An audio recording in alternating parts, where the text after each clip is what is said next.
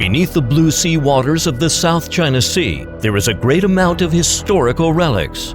If we unveil the mysterious remains and relics, what hidden stories will they tell us? This is a tablet inscribed with "Forbidden by two houses." It looked common, but should not be looked down upon. It hid a big mystery. To let this piece of cultural relic talk, many archaeologists got together to painstakingly discover the truth. 你要知道，它这个碑里面，它是主要是什么呢？就是说，凡是外地从其他地方的这个船只到了我这个海南以后，你必须要把，你所在的这个你地方的官印呐，就相当于现在这个录影呐，就说穿了，就相当于现在通行证啊，或是海关那个票据啊，你必须要先交到我这来，你也必须要交过来才行。第二个呢，他那个呢还有什么呢？不允许你夹带其他东西，类似于不允许你走私，是这样子的。以后呢，如果是你届时有这个发现的话，那我就要治罪的。It turned out that the tablet inscription "Forbidden by two houses" was the business instruction of the customs in ancient China. Does it mean customs existed since ancient China? Yes, since Han and Tang dynasties, Chinese people have begun to open up the marine transportation line via the South China Sea. In the Ming Dynasty, China entered into the era of water navigation. Zhenghe's fleet traveled all the way to the Persian Gulf and the Red Sea, and to Mombasa in Africa and Timor in South Asia, consolidating and expanding the famous Maritime Silk Road. And the South China Sea was the big channel for the Maritime Silk Road in ancient China. The tablet, inscribed with "Forbidden by two houses," is a historical proof of the ancient Chinese government's management of sea routes. There was not much high-tech equipment back then, but our customs management was quite adequate. So much about the mysterious stone tablet. Now let's dive deep into the ocean and see what memories about the South China Sea are hidden there. The Huaguang Reef. In 1996, Chinese fishermen discovered an astonishing shipwreck inside the Huaguang Reef at the bottom of the sea. They named it Huaguang Reef 1.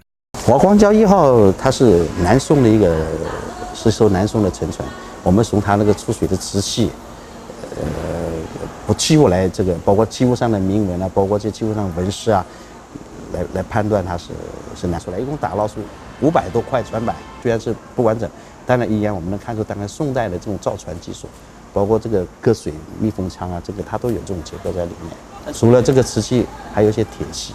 第一个呢，就是说，这个华光像华光礁1号，它是在这个礁盘里面发现的，那就说明就是我们当时这些古代我们唐宋时期我们这些包括这个贸易的这种这个船只啊，它已经知道哪个地方可以避风，哪些可以哪里有岛礁，哪里可以避风，哪里有井水，哪里可以补充这个淡水。Besides the information provided by Mr. Chen, let's go into more details. Huaguang Reef 1 was a wreck from Sung Dynasty. It was 20 meters long, equivalent of the length of 5 sedans. It was 6 meters wide, equivalent of the width of 4 sedans. There were 11 sealed cabins, the displacement of which was over 60 tons. That meant the weight of the ship was equal to 6 elephants or 600 people. In addition, Huaguang Reef 1 was an ocean-going trading ship full of goods like various China. It was confirmed that this ship was the first ancient ship with 6 decks found by China in the South China Sea. It was also the first well-preserved ancient wreck in the high seas discovered by China. The wreck was deep down on the seabed. That's why the excavation lasted 2 whole years. There were 2 phases. Phase 1 lasted from March to May in 2007, when the treasures on board were excavated and mapping of the wreck was completed. Phase 2 was from November to December of 2008. The excavation of the body of the ship was finished, and the parts of the ship were numbered and mapped by serial numbers. They were shipped to the Hainan Museum for protection through desalination and dehydration. Finally, the body of the ship was restored. Huaguang Reef 1 was an important historical relic from the Maritime Silk Road in the South China Sea.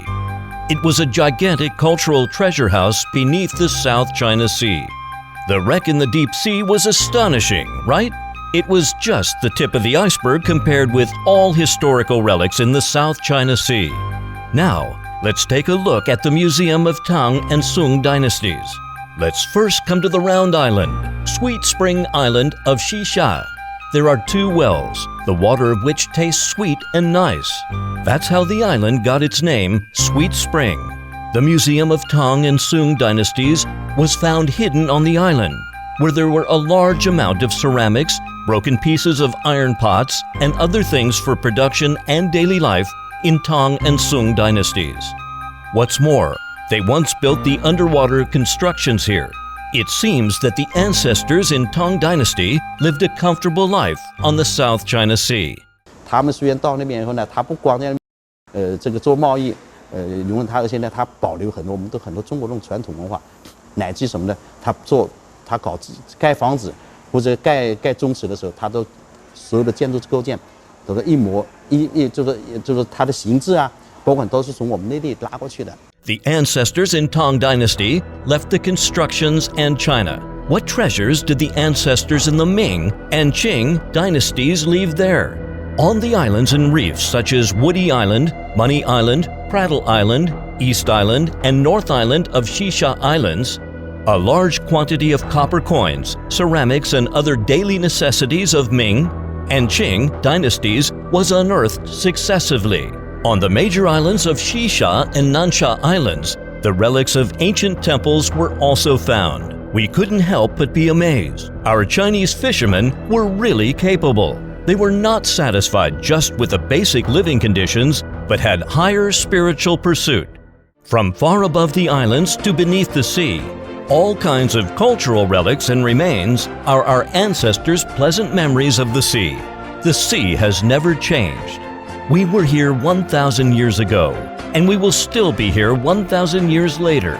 Chinese people's feelings for the South China Sea will never change as time goes by.